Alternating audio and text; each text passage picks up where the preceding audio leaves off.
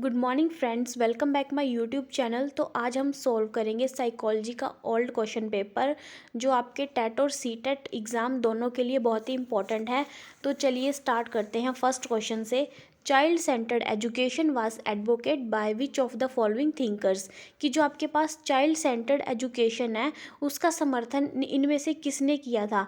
तो इसका राइट है option number D, John डीवे। And father of child centred education भी हम जॉन डीवे को ही बोलते हैं। तो क्वेश्चन नंबर सेकंड आपके पास, dash is the process of arousing sustaining and regulating activity, की क्रिया को आरंभ करने, जारी रखने एवं नियंत्रित रखने की प्रक्रिया क्या है। Option number A motivation, B aptitude, C emotion या डी कमिटमेंट। तो इसका राइट है ऑप्शन नंबर ए, मोटिवेशन। क्योंकि जब कोई स्टूडेंट मोटिवेट होगा तो वो अपने गोल पर फोकस करेगा और उसके काम करने की क्षमता है जो वो बढ़ जाएगी और उस काम को वो क्या करेगा, कंटिन्यू करेगा। जैसे कि जब हम दूसरे लोगों को देखते हैं कि वो अपना काम करते हैं, अपने अपने जो एम है उसको अचीव करने के लिए कितना स्ट्रगल करते हैं, तो हम क्या होते हैं, मोटिवेट हो जाते हैं। तो इसका राइट होगा option number A, motivation. Question number third है आपके पास, the children whose IQ is above 140 will be categorise in the category, कि ऐसे बच्चे जिनका IQ लेवल 140 से ऊपर होता है उनको हम कौन सी कैटेगरी में रखते हैं। तो इसका राइट होगा ऑप्शन नंबर बी, जीनियस, कि ऐसे बच्चों को हम प्रतिभाशाली बच्चे भी बोलते हैं। क्वेश्चन नंबर फोर है आपके पास, multiple intelligence theory of intelligence was given by, कि मल्टीपल इंटेलिजेंस थ्योरी आपके पास किसने दी थी। तो वो दी थी आपके पास हवर्ड गार्डनर ने। तो इसका राइट होगा option number D. Question number five है आपके पास, the principle of trial and error was propounded by, कि जो ट्रायल और एरर थ्योरी थी वो किसने दी थी। तो वो दी थी आपकी थ्योरनडाइक ने। इस थ्योरी को हम SR थ्योरी भी बोलते हैं। मतलब इसमें स्टिमुलस और रिस्पॉन्स के बारे में बताया था। और जो ये एक्सपेरिमेंट था ये एक बिल्ली के ऊपर किया गया था। और जो फादर हैं एजुकेशनल साइकोलॉजी के वो भी हम थ्योरनडाइक को ही बोलते हैं। क्वेश्चन नंबर सिक्स है आपके पास, dash plays a significant role in the development of personality, कि व्यक्तित्व के विकास में किसका सबसे महत्वपूर्ण योगदान है।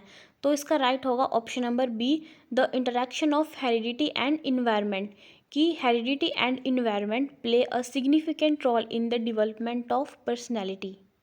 क्वेश्चन नंबर सेवन आपके पास, the cephalocaudal principle of development explain that development proceed from, कि जो आपके पास सेफ्लोकॉडल प्रिंसिपल है उसमें जो आपके पास डेवलपमेंट होती है वो कहाँ से स्टार्ट होती है। तो वो होती है हेड टू टो। इसका राइट होगा ऑप्शन नंबर बी, मतलब सिर से पैर की ओर जाती है। क्वेश्चन नंबर एट आपके पास, डिसलेक्सिया इज एसोसिएटेड विद, कि डिसलेक्सिया किससे संबंधित है। तो वो है आपके पास एक रीडिंग डिसऑर्डर। तो इसका राइट है option number C. Question number nine आपके पास, orthopedically impaired children are likely to have, कि जो ऑर्थोपेडिकली इम्पेयर्ड बच्चे होते हैं उनमें कौन सी प्रॉब्लम पाई जाती है। तो जो आपके पास ऑर्थोपेडिकली इम्पेयरमेंट है वो एक ऐसी डिसेबिलिटी है जो रिलेट करती है बोन्स के साथ, जॉइंट के साथ और मसल्स के साथ। इसमें आपके पास क्या होगा, राइटिंग डिसऑर्डर होगा। मतलब ऐसे बच्चे को लिखने में प्रॉब्लम होगी क्योंकि उनके जो मसल्स हैं वो ज़्यादा अच्छी तरह से काम नहीं करेंगे। तो ऐसे बच्चों की जो राइटिंग है वो भी पढ़ने योग्य नहीं होगी।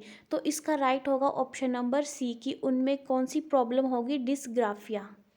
क्वेश्चन नंबर टेन है आपके पास, who are responsible for the development of traits in organism, की जीवों में गुणों के विकास के लिए कौन जिम्मेदार है। तो इसका राइट है option number C, genes. Question number 11 आपके पास, who created the concept kindergarten, कि किंडरगार्टन प्रत्यय का निर्माण किसके द्वारा किया गया। तो इसका राइट है option number D, Froebel. Question number 12 आपके पास, which of the following is a correct sequence of human development, कि मानव विकास का सही क्रम कौन सा है। तो वो है आपके पास, सबसे पहले आएगा इन्फेंसी मतलब शैशवावस्था, फिर आएगा चाइल्डहुड बाल्यावस्था, थर्ड नंबर पे आएगा एडोलसेंस की किशोर अवस्था, और लास्ट है अडल्टहुड मतलब प्रौढ़ अवस्था। तो इसका राइट होगा option number B. Question number 13 है आपके पास, the greatest contribution of psychology to education is, कि मनोविज्ञान का शिक्षा के लिए महत्वपूर्ण योगदान किसमें है।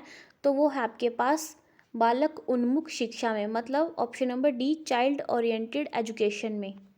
क्वेश्चन नंबर 14 है आपके पास, the nature nurture debate refers to, तो वो करेगी रेफर जेनेटिक्स एंड इन्वायरमेंट में। तो इसका राइट होगा option number A. Question number 15 आपके पास, when a teacher considers boys as naturally better at mathematics than girls it shows that a teacher is.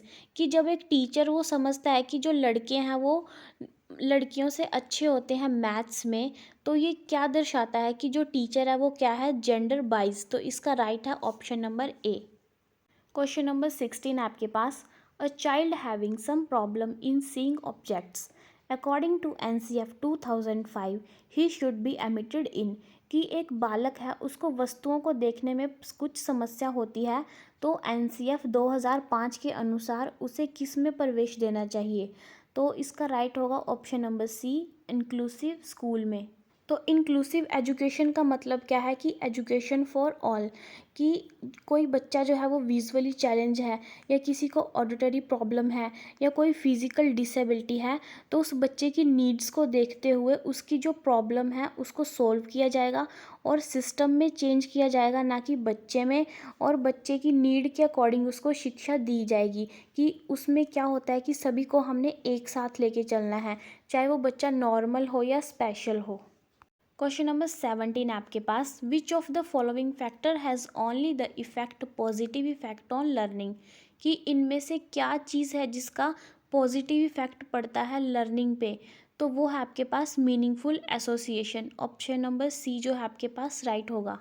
Question number 18 आपके पास, which of the following is not a domain of learning. कि इनमें से कौन सी जो है वो लर्निंग की डोमेन नहीं है।